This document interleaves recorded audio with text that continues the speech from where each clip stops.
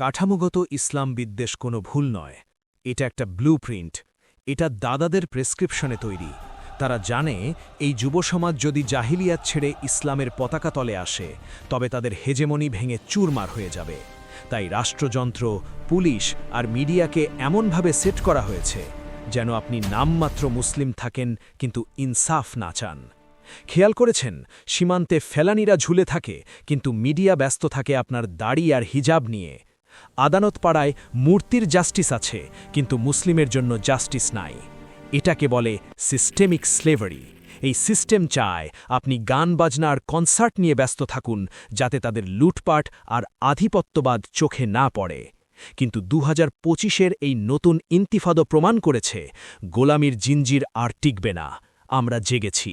ইনসাফ কায়েমের এই লড়াইতে আপনি কোন পক্ষে?